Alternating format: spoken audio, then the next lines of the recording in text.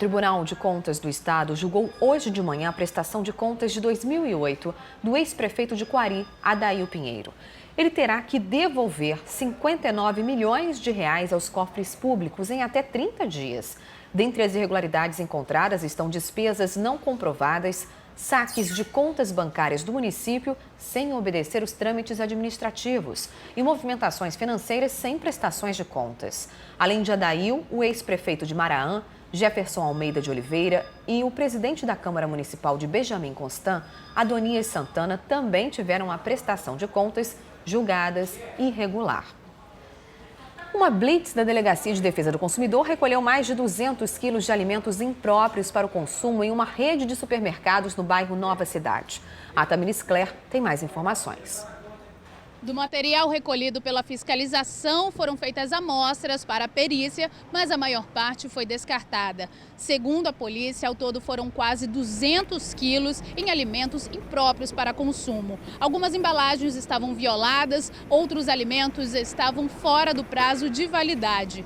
Infelizmente, tem pessoas que não olham o prazo de validade, nem se o produto está violado ou se tem o peso correto, e não fazem denúncia. O consumidor tem que denunciar, o consumidor tem que procurar os direitos dele. Esta é uma operação do Ministério Público Estadual em parceria com diversos órgãos de fiscalização. Entre eles, a Delegacia Especializada em Defesa do Consumidor, que fica aqui no 24º Distrito Integrado de Polícia, no centro da cidade. Segundo a polícia, o supermercado DB é reincidente nesse tipo de violação. Vez por outra, infelizmente, a rede DB ela é flagranteada. Tamiris Claire, para a Crítica na TV. E a mensalidade da escola dos filhos é uma despesa que precisa estar bem planejada. Com a crise, muita gente deixou de pagar as escolas e está inadimplente. No Manhã no Ar desta quarta-feira, Daniela Sayag traz dicas do que fazer para manter as contas em dia.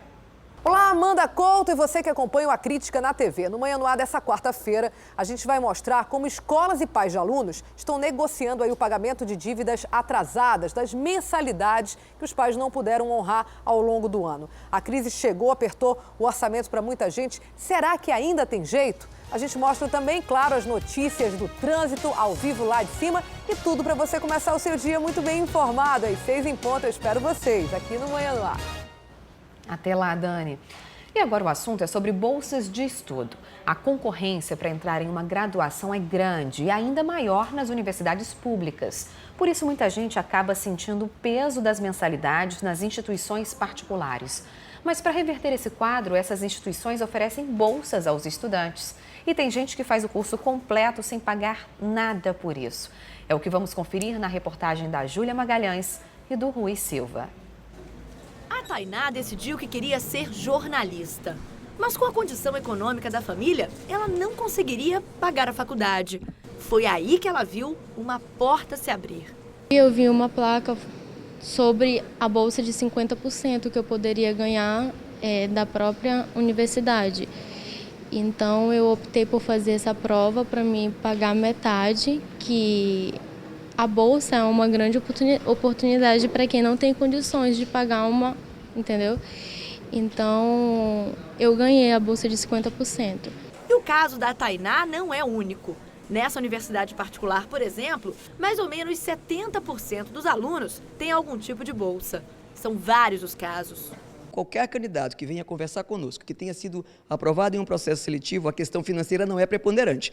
Ele, então, ingressa conosco, ele tem aqui um programa, uma bolsa que é própria da instituição, em que ele já, uma vez aprovado, já se beneficia, já tem 50% de desconto ao longo do curso, isso desde 2014 até aqui. Aquele aluno que ingressou antes de 2014 ou que vem por transferência, por exemplo, e aí não passou por um processo seletivo, ele se candidata também a ganhar esta bolsa.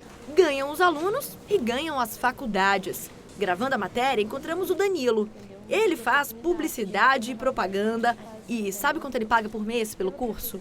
Hoje eu não pago mais nada. Minha mãe passou por uma fase ruim financeiramente e eu descobri que eu teria que trancar a faculdade. E foi aquela correria e eu já estava imaginando desistir do meu sonho, sempre foi ser um publicitário. E eu consegui conversar com a minha coordenadora. Minha coordenadora me contou que eu poderia trabalhar para a própria universidade e, enfim, receber a bolsa as outras bolsas de 50%. Para quem quer estudar, as faculdades estão incentivando. É fundamental que o aluno busque a informação, que ele se respalde. Não adianta ficar só no verbal, tem que ter o respaldo do documento. É só assinar e fazer matrícula se as regras estiverem muito claras e que essa possibilidade seja clara para ele.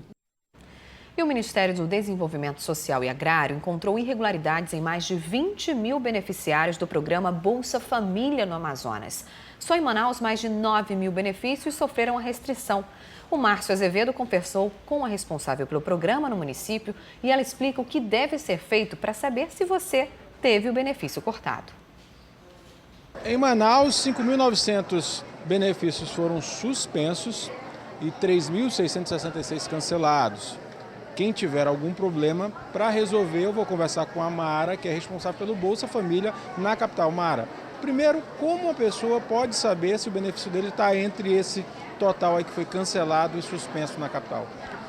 A pessoa pode observar o canhoto, né, quem que ela recebe o benefício, seja na caixa eletrônica ou na própria caixa econômica, na loteria, e fazer a observação se no canhoto dela tem algum tipo de informação que leve ela a perceber se o benefício dela está suspenso, cancelado ou bloqueado. Somente então que depois ela deve procurar aqui vocês? Isso, porque qualquer beneficiário que vai ter algum tipo de alteração no benefício, primeiramente ele é notificado através desse canhoto. E aí então ele pode fazer observação e procurar a gente. As pessoas ficaram um pouco em pânico com essa notícia, mas é o momento para se preocupar ou ainda dá tempo para eles tentarem regularizar? Bem, se o benefício for cancelado e ela faça essa identificação que foi cancelado, o ideal é que ela procure a secretaria mesmo para observar, né, e conhecer qual foi o critério que levou o benefício a ser cancelado. Se está no processo de bloqueio, ela não precisa vir nesta semana, ela pode deixar para vir na próxima semana e ainda assim também observar, porque o que é interessante disso tudo é ela identificar o porquê que está levando ela a ter o benefício cancelado. Bom, o que ela precisa trazer quando vir aqui? Bem, essencialmente é o número de identificação, né? Um documento que tem a RG com foto, os comprovantes básicos de endereço, a documentação dos filhos e todos os beneficiários que estão na composição familiar. O atendimento vai de que horas a que horas? Ele inicia às 8 da manhã e vai até às 17 horas. Você pode procurar uma das nossas unidades, dos centros de referência de assistência social, para também tirar algumas informações, algumas dúvidas, né? Mas o ideal é que procure aqui a nossa sede da Semarge mesmo. Mara, obrigado pelas informações. Então, se você teve o benefício suspenso ou cancelado, pegue essas dicas para tentar resolver o problema o quanto antes. Márcio Azevedo, para o A Crítica na TV. E veja daqui a pouco as novidades da Semana Nacional de Ciência e Tecnologia do Amazonas. E saiba o que é o glúten e por que tantas dietas restringem o consumo do glúten na alimentação. Os mitos e verdades desse ingrediente você confere logo depois do intervalo.